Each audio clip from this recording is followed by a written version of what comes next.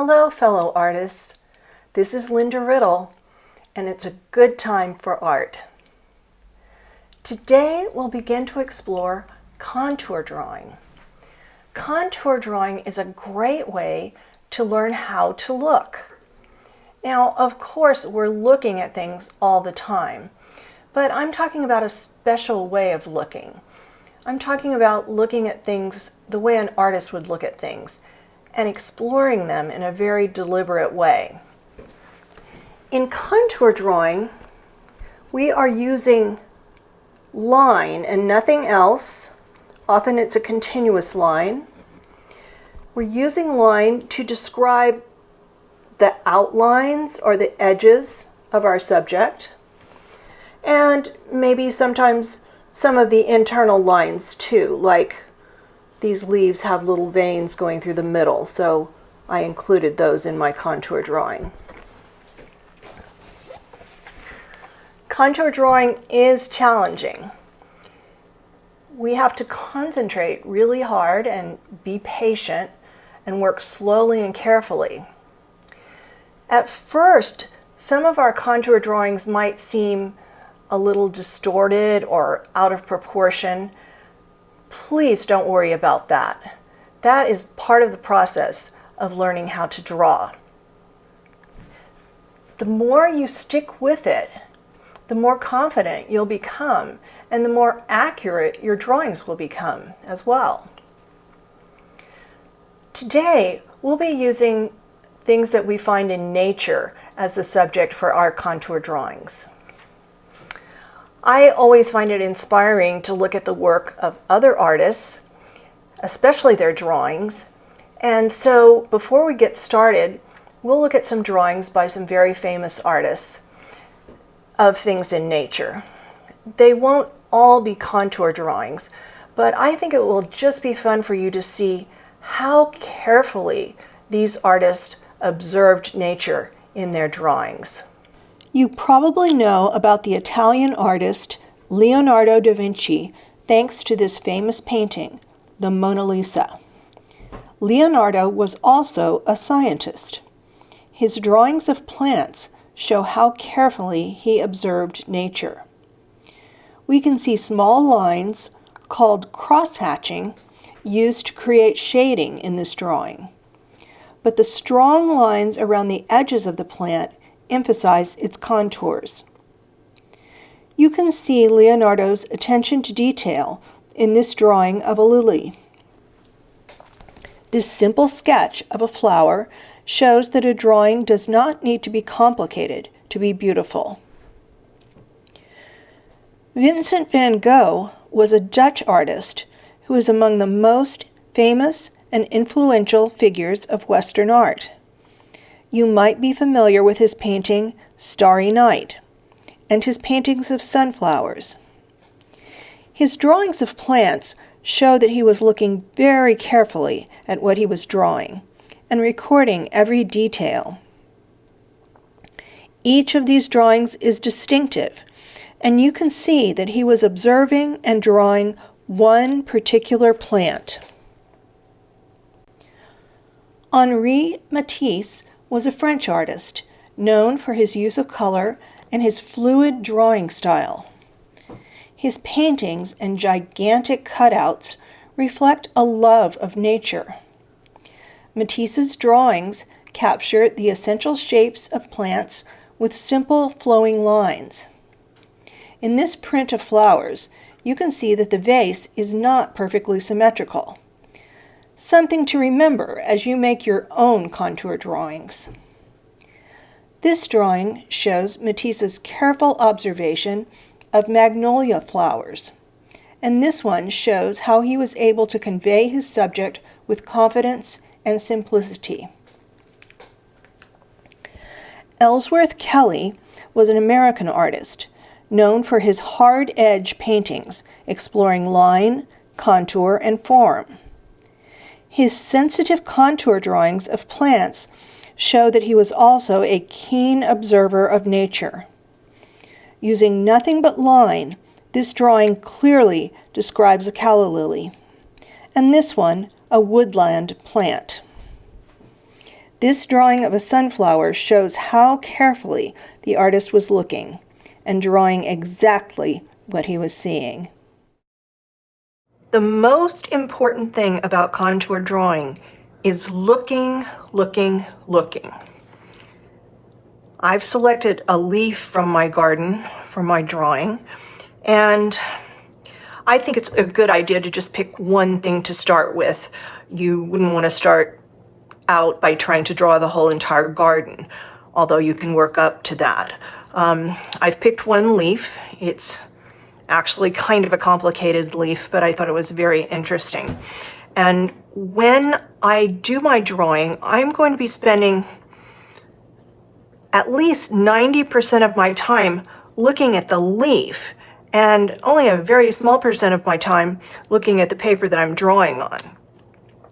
So what I might be doing is drawing along while I'm looking here at the leaf, and then every once in a while stop, check to make sure my hand is in the place that I want it to be, look back at the leaf, and continue drawing. One way I like to explain this that's kind of a simple way to understand is, what if I pretended there was just a little ant that was crawling along the edge of this stem, slowly crawling along. While that ant is crawling along, my eye is following the ant. My pen or pencil is following along at the same pace, carefully drawing the line that the ant is crawling on. So if I took that little ant and watched him crawl along this stem, he would eventually come to this little part of the leaf here, climb onto the edge of that leaf, crawl along. I'm following him crawl. He's crawling, crawling, crawling, and my drawing tool is crawling along at that very same pace. So it's a slow and careful process. I am drawing exactly what I see. I'm not drawing what I think I should be seeing. You might have looked at a coloring book that had a leaf that looked like this, and so you might think, oh, well, this is the shape of a leaf. No, this is the shape of the leaf that we're drawing, and we're drawing this exact leaf. And sometimes some of the shapes might look a little strange, and they might look weird and not what you're expecting a leaf to look like. But that's what contour drawing is really looking and drawing the thing that you're actually looking at, even if it does seem a little strange and weird at times. Okay, I'm going to get started on my drawing. And I think I'll start up here at the stem.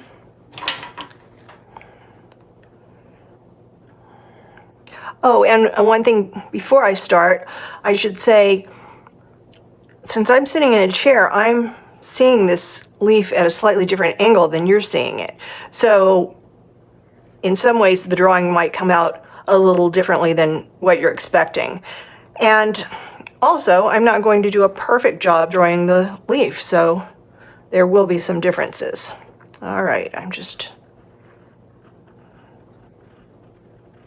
following that line till I come to this part where that ant is going to crawl up on that leaf. I'm going to continue to draw very slowly and carefully, but I'll speed up the video so you don't have to watch me draw for 20 minutes.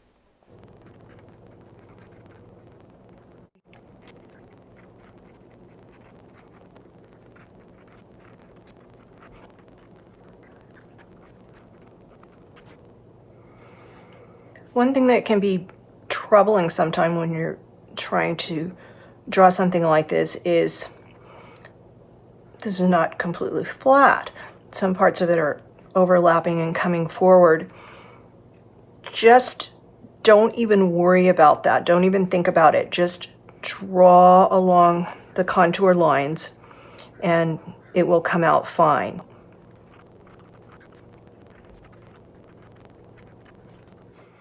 Okay, so now I've drawn around all the edges. And what I think I'd like to do is, there are so many, I'm not sure you can see them clearly, there are so many beautiful lines within the leaf that sort of help describe the shape of it a little better. I'm going to go in and add some of those to my contour drawing. I'm not going to attempt to draw every single vein of this leaf, but that's one of the great things about being an artist, is that what you leave out is sometimes just as important as what you put in your drawing. So I'll just be making some choices.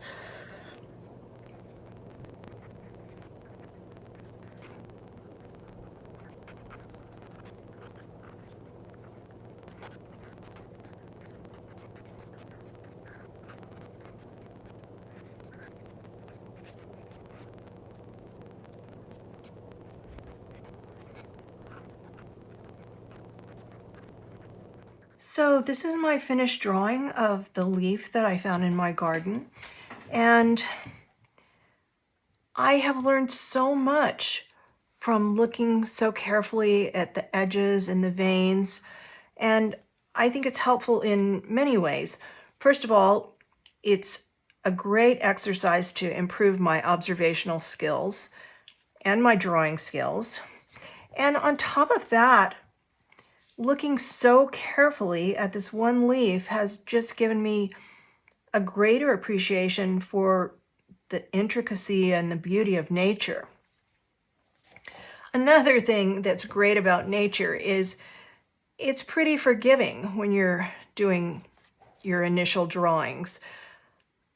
This is certainly not a perfect replica of this leaf, but it still looks pretty pleasing to the eye. And since things in nature are irregular and not perfectly symmetrical, we can get away with these little tiny mistakes and not have to worry about them and still come up with something very beautiful. So it's a good way to start out on your initial drawings and build up a feeling of success. I think if I were going to draw something man-made like this jar, it would be much more obvious where my hand didn't quite land where I wanted to. It would be obvious if it wasn't symmetrical on both sides. Not that there's anything wrong with that, but I think for artists who are first learning, sometimes we can be hard on ourselves and think, oh my gosh, I messed up, this is no good. When you're working with nature, you're still going to come out with something beautiful, even if it's not a perfect representation of what you're looking at. This is a very complicated leaf that I chose to draw, and I would recommend that you choose something simpler for your initial drawings. I don't want you to feel overwhelmed or discouraged. Let me take this much simpler little bunch of leaves and do a little contour drawing with that.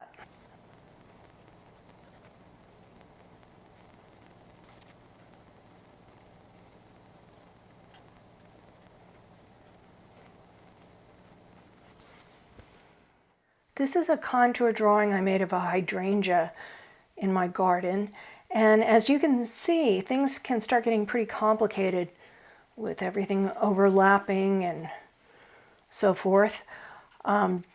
Really have to concentrate so you don't lose track of what you're doing. One choice that I made in this drawing to make it a little less confusing was the leaves that are in the foreground that are closer to us, I decided to add more of the detail. Even though these leaves in the background, I could clearly see all the veins that they had, but I chose to keep those a little simpler so that we get the feeling that those are further back in space and these are closer to us. Here are some pictures of some contour drawings done by some of my former students, aged 10 and 11. You can see how carefully they observed every single detail of the plants they were drawing. Thank you so much for joining me today.